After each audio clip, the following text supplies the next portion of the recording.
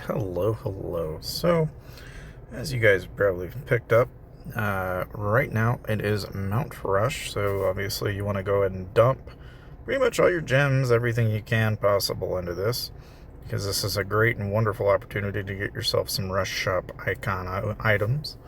Now, you guys probably have heard, if you haven't already, there is a B-Dux event coming up that will ultimately bring in avians. So if you're wondering what this little slot is down here, that's what that is. So we'll have that coming, and then as well, we're going to have a lot of like rubber duck themed items coming into the game. Everything from like a rubber duck chainsaw to, an umbrella. It's kind of it's a variety. Let me put it that way. Okay, there's definitely a variety of different items coming. Of course, one of the things that I feel like a lot of people have probably picked up on now, if they haven't already, you want to save as many chips as you possibly can, and not try and burn any of the chips, and hold as many as you can possible. I mean, that's kind of the idea here. With only 2 days left, of course, I've got Hell stages and Abyss stages to do still. If you're wondering what should I do, how should you do it, I think you should just go Aragon, if you ask me. It's just easier that way, but you can do it however you please. But the first thing you want to do is, as soon as you get to this stage, you just want to swap that out for Blitz Assault, and then you want to get Clone Strike. And these are really the only ones I think you need, because this is the current build that I use, that, at least in my Plume Monarch build, it works absolutely fantastic. The only things you have to change in your pals once you get to this stage is take out the dragon, as we no longer need basic attack crit. And if I could get this one, this would be absolutely fantastic, because really all I'd change is take out the 3 basic attacks for the 40%, and throw in, I think I'm going to want the dragon here, yeah. Because what the dragon does is give you a 20% skill crit rate and a 50% basic attack crit damage, which I think is all worth it in the grand scheme of things. And then, with no adjustments of everything else. Now, of course, it is kind of interesting that you can't get the banana or any of the other special event-based pals in here. But again, not a big deal. As far as that class go, we'll go and transfer as soon as we hit the significant level. But anyway, we'll go ahead and go through Hell 6 here, and I'll show you kind of what I mean.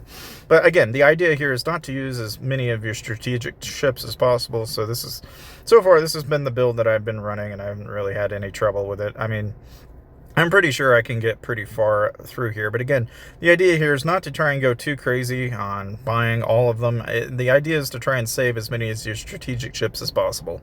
And of course, you can play around with different builds. I mean, that's really fundamentally, that's what Life Simulator is for, So if you've always wondered, what would it be like to be a counter class? Or what would it be like to play Archer? This was a great opportunity to just really kind of get to try that out and see what it's like, or if you wanted to even try like a mage build class, or you have like a theory set, if anything, that's really what I think Life Simulator is for, is to give you an opportunity to kind of try different types of classes and kind of feel out what you would rather change to if you're already kind of unhappy with the current build you're in. And again, I think really primarily when you look at archers are the PvE gods.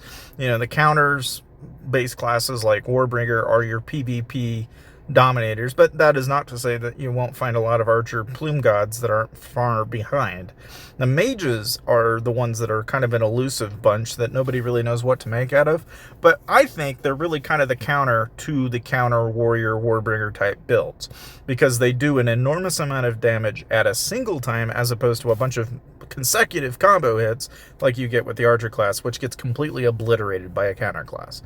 So for that reason, that's kind of fundamentally, I think, where the mages shine. The problem oftentimes with the mage class is trying to find a even balance of skill damage, skill crit, global attack damage, and just trying to find that even kill solution that's going to ultimately work in your favor. And I honestly feel, in a way, a lot of players are kind of disadvantaged by this, because there's not very many options out there outside of like a couple here and there where you can either stun them to death, right? You've got a couple of different artifacts and mounts that kind of, they very well could come in handy from time to time, but there's still just kind of this open air announcement of like, what do I change to, what do I adjust? And really, I think you got to play it safe, know what you're already currently going to need, and then work on that second stat as a solution. It's like, if anything, like a counter boost, attack damage player is going to be running Warbringer most of the time,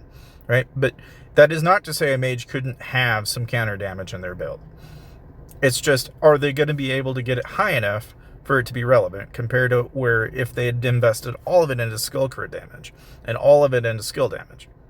Where certain advantages lie is oftentimes in the class itself. And so it becomes pretty evident that like certain classes are just going to find themselves drifting towards certain attributes by default. This is why you don't see an archer class that's all counter, or a mage class that's all counter. The same way it could be said for, seeing a Warbringer going all combo. You just don't see it because the advantage of the class versus what you gain otherwise is just kind of one of those things that you don't poke around with. But I've had people ask me, well, like your other build videos that you made, that's all theorycraft. It's like, well, it's not really theorycraft. Like this is just a given. Like these are the attributes that these classes are ultimately going to effectively give you a bonus to.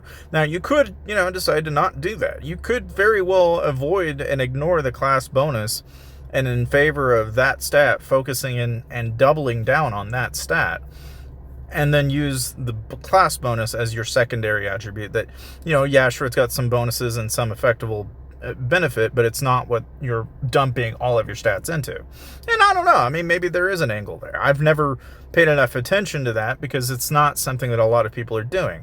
It made more sense to take advantage of your class benefit and just rank that up all the way to the highest notch possible. But like a lot of things, it's trying to find that balance is tricky, because you can very easily overdo it where you've got 50-50 into each, and sometimes that works and sometimes that really doesn't work, and so like right now I'm at Abyss 1, all right? It's already kind of clear that even though we've gotten as far as we have, we need to go up a notch. So we're going to go up to Plume Monarch now, okay? And that one little change is going to make a huge difference. Of course, naturally, one of the things that I've also got on my plate here is I've also got the, I just acquired my Red Soul Selection 2, and I'm just kind of patiently waiting so I can get the Blade Duo. But in order to get Blade Duo, you need a Flame of a combo, and then you need boss damage.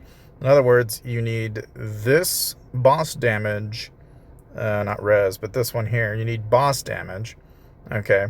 So, like, I could conceivably go ahead and hit boss damage here and get the boss damage soul. But in order to be able to combine it to get a Blade Duo, I've got to get a red combo soul. So it's a little tricky, and in case you're wondering, how do I get that Red Soul Selection 2?